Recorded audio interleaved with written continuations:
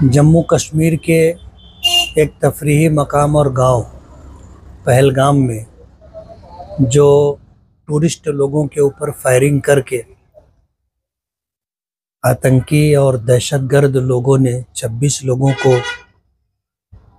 मार डाला और बहुत सारे लोग ज़ख्मी हैं। ये इंसानियत से गिरी हुई हरकत है। कोई भी शख्स जिसके दिल में इंसानियत होगी, इंसानों का दर्द होगा, वो कभी भी ये हरकत नहीं कर सकता। एक इंसानियत के नाते तो हम इसकी पूरी मुकम्मल मजम्मत करते हैं और हमारा मुतालबा ये है कि इस तरह की हरकत करने वालों को कायदे में, कानून के दायरे में ला करके उनको कड़ी से कड़ी सज़ा देनी चाहिए। बहैसियत मुसलमान मैं ये कहना चाहूँगा कि इस्लाम इस बात की कतन इजाज़त नहीं देता कि बेकसूर लोगों की जान ली जाए। इस्लाम का एहसास ये है और इस्लामी तालीमात ये है कि किसी बेकसूर एक शख्स की जान लेना पूरी इंसानियत का कत्ल है और इसे मज़हब इस्लाम से जोड़ करके देखना या इसको फ़िरका वाराना रंग देने की कोशिश करना, ये बात मुल्क के लिए और मुल्क में रहने वाले लोगों के लिए अच्छी बात नहीं। वजह उसकी ये है कि दहशतगर्दी का कोई मज़हब नहीं। माजी में भी जहाँ जहाँ मॉब लिंचिंग के नाम पर या किसी और उन्वान से अगर किसी की जान ली गई है, वो भी इंसानियत से गिरी हुई हरकत है। हम उसकी भी मजम्मत करते हैं। और पहलगाम में जो हादसा हुआ है और जिस तरह दहशतगर्द लोगों ने बेगुनाह लोगों को, 26 लोगों को उन्होंने कत्ल कर दिया, ये भी इंसानियत से गिरी हुई हरकत है। कोई भी इंसानियत का दर्द रखने वाला और कोई भी शख्स जो मजहबी शख्स होगा कभी भी इस बात को पसंद नहीं करेगा। इसलिए हम जमीयत उलमा के ज़िम्मेदार होने की हैसियत से और एक भारतीय नागरिक होने के एतबार से इसकी मजम्मत करते हैं, निषेध करते हैं और हम सरकार से मुतालबा करते हैं कि इसमें जो खाती और गुनहगार लोग हैं उनको गिरफ़्तार किया जाए, तलाश करके उनको पकड़ा जाए और कानून के दायरे में ला करके उनको कड़ी से कड़ी सज़ा दी जाए। और मैं हर हिंदुस्तानी से ये अपील करूँगा, ख़ास तौर पर मुसलमानों से, कि कल जुमा की नमाज़ पढ़ने के लिए जाएं तो अपने बाजू पर काली फित बांध करके जाएं। ये एहतजाज दर्ज कराएं कि पहलगाम के अंदर जो घटना हुई है हम उसकी मजम्मत और उसका निषेध करते हैं। आप दिल्ली का सफर करते हैं, टेक्सटाइल मिनिस्टर से आपकी मुलाकात हुई, तो क्या बात की है? आपको याद होगा गालिबन 9 या 10 दिसंबर को मालेगांव की वो तमाम तंजीमें जो पावरलूम से जुड़ी हुई हैं, उन्होंने ओवैसी साहब जब मालेगांव आए थे तो उनसे इस बात का तकाजा किया था कि पावरलूम के तई, इस सनत के तई नुमाइंदगी करें। और मालेगांव वालों के मशवरे से उन्होंने टेक्सटाइल मिनिस्टर गिरिराज सिंह से जो है टाइम लिया था और मालेगांव से तकरीबन 8-10 लोग दिल्ली गए थे और दिल्ली जा कर के गिरिराज सिंह के साथ और सेक्रेटरीज के साथ मीटिंग हुई थी और उस मौके पर तमाम तंजीमों के लोगों ने राइटिंग में अपने अपने मुतालबात, अपनी डिमांड लेटर उन्होंने दिया था। ओवैसी साहब की नुमाइंदगी की वजह से गिरिराज सिंह ने बहुत ज़्यादा इसका नोटिस लिया और जो लेटर यहाँ की पावरलूम तंजीमों ने दिया था, उन तमाम उसमें जो निकात थे, जो डिमांड थी, उस पर जो है मुकम्मल तौर पर जो है उन्होंने कार्रवाई करने के लिए पूरी तैयारी की थी। ओवैसी साहब के सरकर्दगी की वजह से आज तक दिल्ली जाना हुआ 2007, बल्कि उसके पहले से मेरा दिल्ली आना जाना होता रहा है और मिनिस्टरों से मुलाकात होती रही है। लेकिन ये पहला मौका है कि किसी मिनिस्ट्री की तरफ से बाकायदा फ़ोन आया हो कि आप फ़लाँ तारीख़ों में आए थे और आपने जो है डिमांड लेटर दिया था, कुछ पॉलिसी के ताल्लुक़ से बातचीत की थी, इस सिलसिले में हम आपके साथ दोबारा मीटिंग करना चाहते हैं, आप दिल्ली आओगे या हम अपने सेक्रेटरीज़ को जो है मालेगांव भेजें।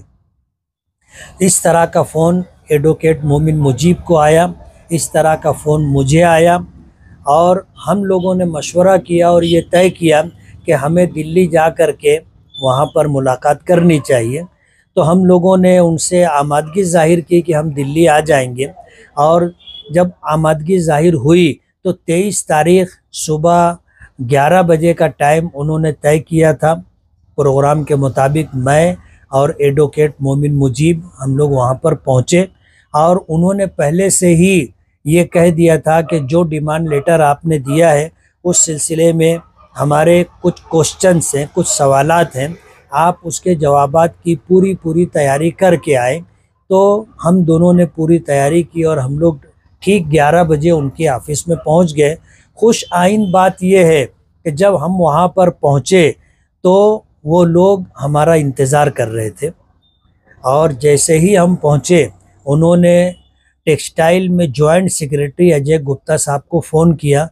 वो मेरे ख़्याल से बाजू के रूम में बैठे हुए थे, वो आ गए और 11:01 पर मीटिंग शुरू हुई और तकरीबन ये मीटिंग हमारी 50 मिनट से ज़्यादा चली और तमाम उन्होंने अंडरलाइन करके तमाम क्वेश्चन रखे थे। वहाँ पे 4 मिनिस्ट्री के सेक्रेटरी थे। उद्योग मिनिस्ट्री में टेक्सटाइल मिनिस्ट्री की तरफ से अजय गुप्ता साहब थे, पावर लूम की तरफ से एक साहब थे और एक सेक्रेटरी थे और अपने फाइनेंस मिनिस्ट्री के एक सेक्रेटरी थे और ये टैक्स जो होता है, टैक्सेस की जो डिपार्टमेंट है उनकी तरफ से एक सेक्रेटरी थे। तो 4 मिनिस्ट्री के सेक्रेटरी थे और चारों के अपने सवालात थे। उन सवालात का हमने जो हमारी तैयारी थी हमने उनका जवाब दिया और उसी के साथ हमने ख़ास तौर पर जहां पावर लूम सनत से जुड़े हुए हमने मुद्दों पर बात की, वहीं पर पावर लूम मज़दूरों के लिए हमने बात की और पावर लूम मज़दूरों के लिए हमने बात की। तो ये जो पावर लूम मज़दूर हैं ये असंगठित जो है, ये गैर मुनज़्ज़म मज़दूर है, इनकी कोई यूनियन नहीं है, पूरे देश में इनका कोई ऐसा प्लेटफार्म नहीं है। तो इनके लिए हमने डिमांड की कि पावर लूम मज़दूरों को जो बेघर हों उनको घर मिलना चाहिए और उनको जो है उनकी मेहनत के एतबार से मज़दूरी मिलनी चाहिए, उनके बच्चों को फ्री तालीम मिलनी चाहिए, स्कॉलरशिप मिलनी चाहिए और इनमें जो लोग बीमार होते हैं उनके इलाज व मुआवजे की भी सरकार की तरफ से जैसी स्कीमें हैं उन स्कीमों का इनको लाभ मिलना चाहिए। हमने ख़ास तौर पर जो बात की है वो ये कि महाराष्ट्र में कपास की पैदावार है तो यार्न की तैयारी महाराष्ट्र में होनी चाहिए, यानी स्पिनिंग मिल सरकार की तरफ से महाराष्ट्र में कायम होनी चाहिए ताकि यार्न यहीं बने। वजह उसकी यह है कि कपास यहाँ से तमिलनाडु और केरल जाती है, ट्रांसपोर्टिंग खर्च होता है, वहाँ की जो है स्पिनिंग मिल यार्न तैयार करते हैं तो उनके अपना प्रॉफिट होता है। उसके बाद मुख्तलिफ हाथों से होते हुए ये यार्न महाराष्ट्र आता है, मालेगांव आता है, तो सभी लोगों का नफ़ा इससे जुड़ जाता है और यार्न जो हमें सस्ते दामों पर मिलना था महंगे दामों पे ख़रीदना पड़ता है।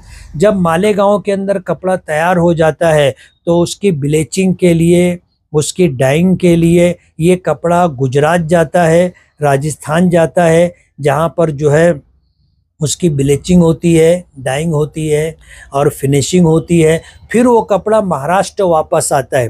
तो इसमें 2 चीज़ों का ख़र्चा बढ़ता है, एक तो ट्रांसपोर्टेशन का ख़र्चा बढ़ता है और वहाँ के लोगों का प्रॉफिट लग जाता है, जिसकी वजह से ये कपड़ा महंगे दामों में महाराष्ट्र के लोगों को ख़रीदना पड़ता है या महाराष्ट्र के अलावा जहाँ कहीं ये कपड़ा बिकता है तो हर ख़रीदार को जो है ये बोझ बर्दाश्त करना पड़ता है।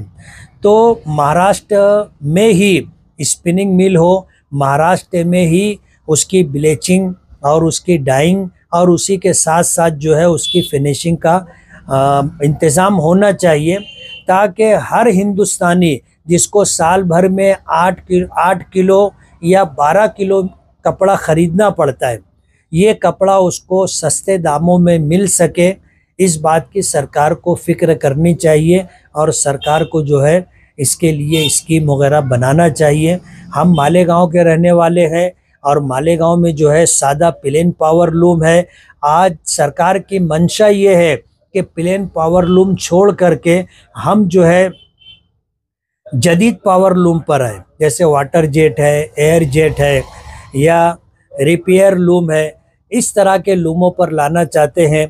तो सरकार को ये बात भी नोट करनी चाहिए कि जो मालेगांव में कपड़ा तैयार होता है वो सस्ता कपड़ा होता है और ग़रीब लोग उस कपड़े का इस्तेमाल करते हैं, और जो ऐसे महंगे जदीद पावर लूम पे जो कपड़ा तैयार होता है वो कपड़ा महंगा होता है, उसको ख़रीदने के लिए उसी दर्जे के लोग लगते हैं। तो गरीबी की सतह से नीचे ज़िंदगी गुजारने वालों के लिए जो कपड़ा तैयार होता है वो मालेगांव में तैयार होता है। तो इस ताल्लुक़ से सरकार की माजी में जो यार्न बैंक की स्कीम थी या इसी तरह जो है पावर लूम से रिलेटेड जो स्कीमें थी, ख़ास तौर पर मज़दूरों के लिए जो इंश्योरेंस की स्कीमें थी वो ख़त्म हो गई हैं। सरकार उसको जो है नई शक्ल में उसको ला रही है।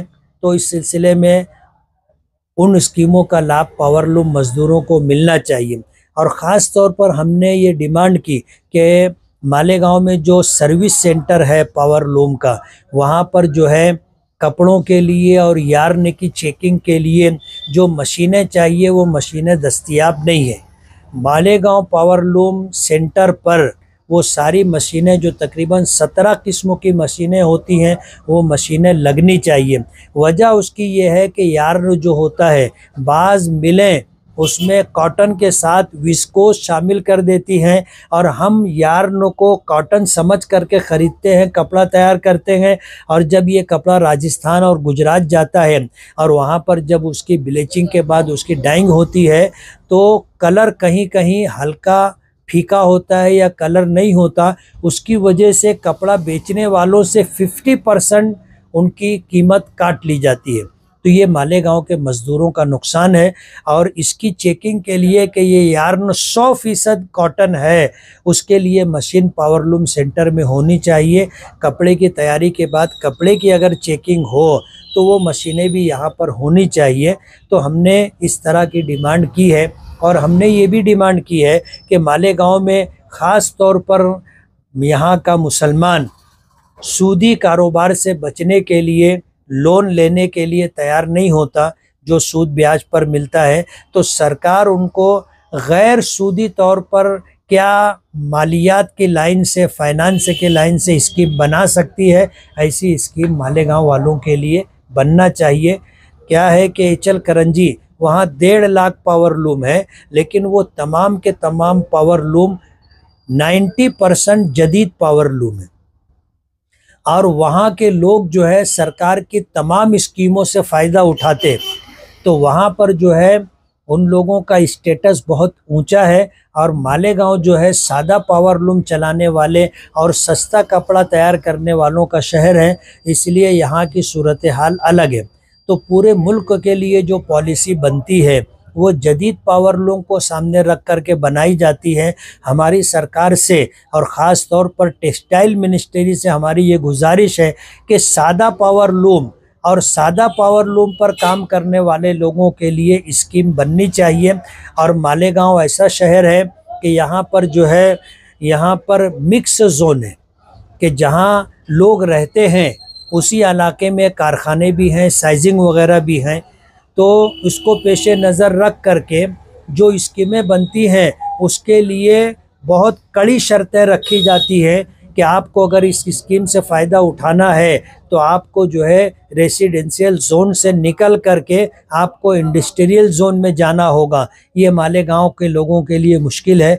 मालेगांव में 2 लूम, 4 लूम, 10 लूम, 20 लूम और 50 लूम, 100 लूम इस तरह लोग कारोबार करते हैं और सादा पावर लूम है।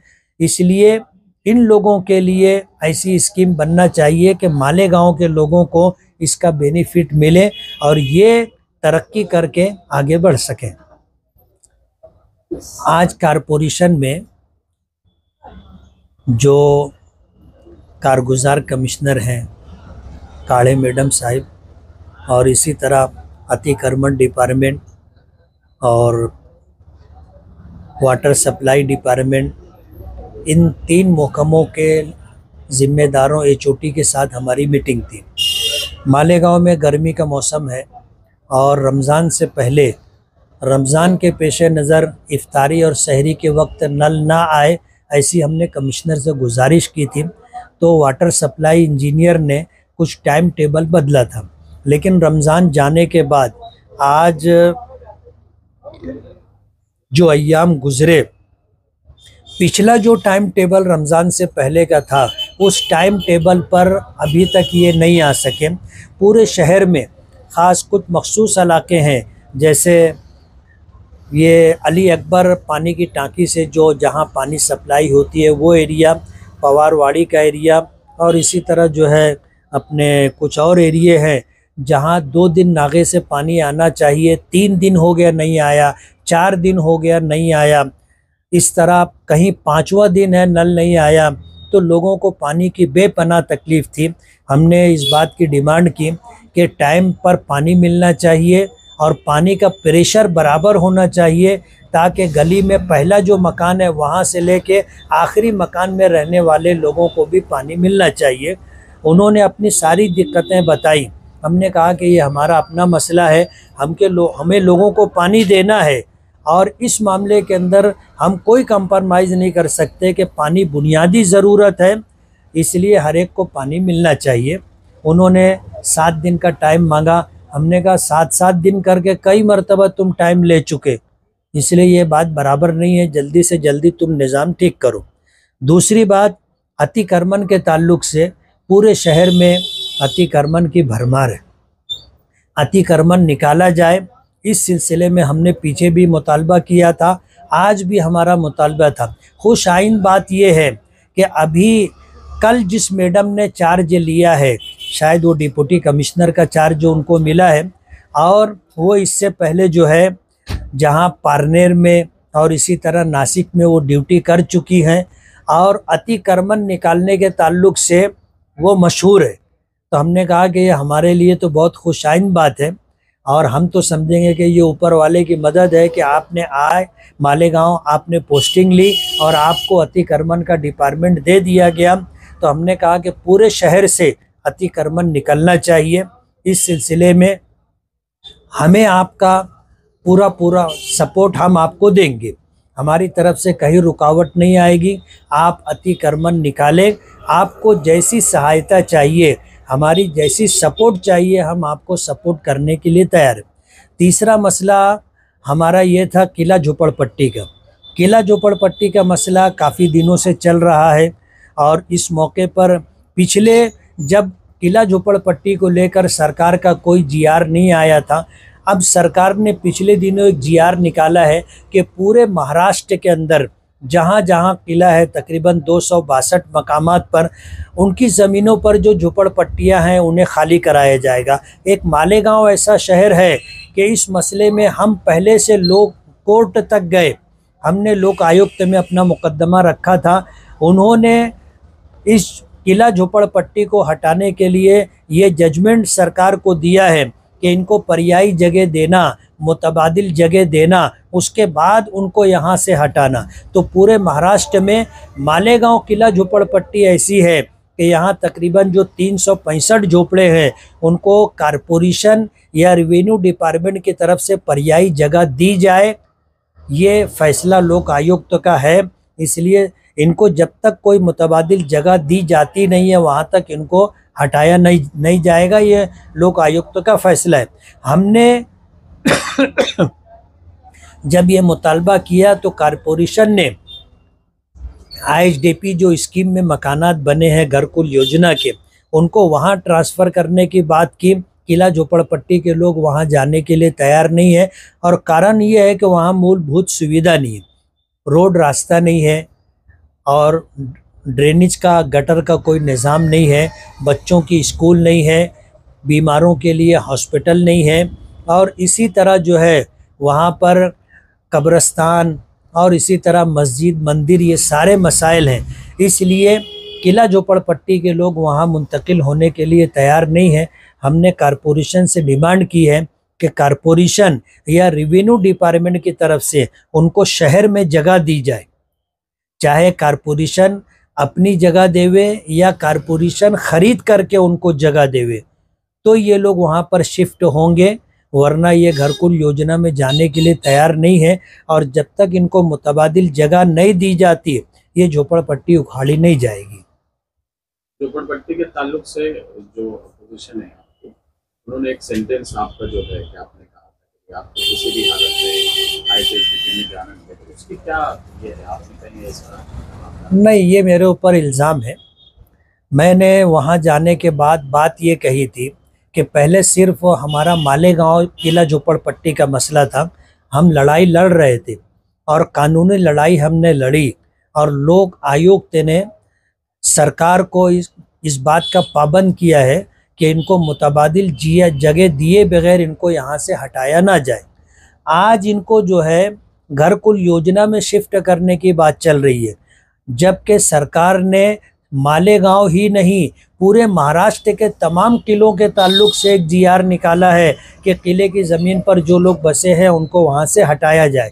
तो हमारा अकेले का मसला किला झोपड़पट्टी मालेगांव का था, हम लड़ाई लड़ रहे थे और 50-50% चांस था कि हम यहाँ रह भी सकते हैं और हमें यहाँ से हटाया भी जा सकता है।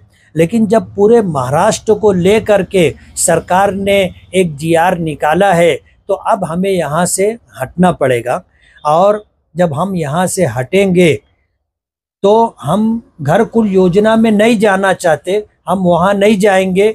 इसलिए जब तक हमको यहाँ कोई दूसरा मुतबादिल इंतज़ाम नहीं हो जाता, हमें यहाँ से हटना नहीं है। लेकिन सरकार ने हमको हटाने का फ़ैसला किया है, इसलिए आप मुतबादिल जगह बेहतर से बेहतर की डिमांड करें और ये समझ लें कि अपने को यहाँ से हटना होगा। हमारे जो अपोजिशन के लोग हैं वो ये कह रहे हैं कि ये सरकार की ज़ुबान बोल रहे हैं और ये चापलूसी की बात कर रहे हैं। इस तरह का कोई मामला नहीं है। वो लोग दोहरी चाल चल रहे हैं, मुनाफिकाना चाल चल रहे हैं। एक अपोजिशन में रहने वाला शख्स शाह बिरादरी के लोगों को ये कायल कर लिया, कन्विंस कर लिया कि मैं तुमको जगह दिलाता हूँ, तुम वहाँ पर शिफ्ट हो जाओ। और जो दूसरी बिरादरी और के लोग हैं उनको जो है एक दूसरे शख्स को लगा दिया गया, वो जा कर को उनको मिसगाइड कर रहा है कि अगर हमको ताजमहल भी बना के दिया जाएगा तो हम यहाँ से हटने वाले नहीं। ये जो मुनाफिकाना चाल है उसके पेश नज़र वो इस तरह की हरकत कर रहे हैं। दुख की बात यह है कि एक तो इल्ज़ाम लगाते हैं और इस तरह एक बुनियादी मसला है, लोग घर से बेघर हो रहे हैं, उनके साथ सियासत की जा रही है। कम से कम कहीं तो इंसानियत की बुनियाद पर आदमी को चलना चाहिए। हर जगह आप सियासती करेंगे, ये बात शहर के लिए और ख़ास तौर पर किला झोपड़पट्टी में रहने वालों के लिए नुकसानदेह।